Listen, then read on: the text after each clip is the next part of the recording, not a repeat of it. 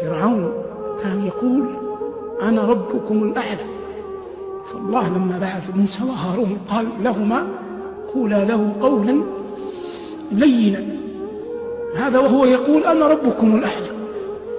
فكيف بعبد أظلم عليه الليل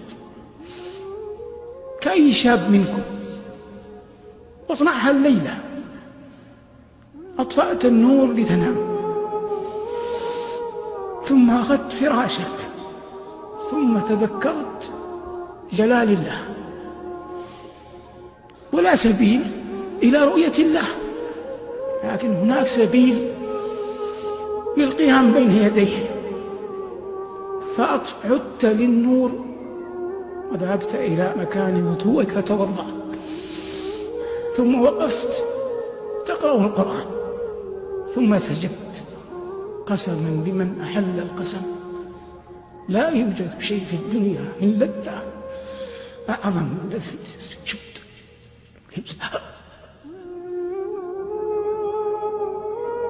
الله يقول لنبيه وتوكل على العزيز الرحيم الذي يراك حين تقوم وتقلبك في الساجدين.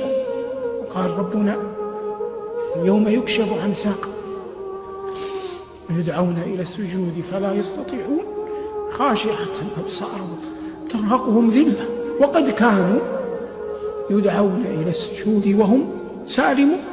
أنت الآن تدعى للسجود وأنت سالم، فحتى تستطيع أن تسجد يوم القيامة اسجد في هذه الدنيا اختيارا وأنت تريد وجه الله. وطوبى لعبد أنار قبره قبل أن يدخله، وأرضى الله قبل أن يلقاه، وصلى قبل أن يصلى. لا يوجد شيء في الدنيا من لذة أعظم من لذة السجود. لا يوجد شيء في الدنيا من لذة أعظم من لذة السجود.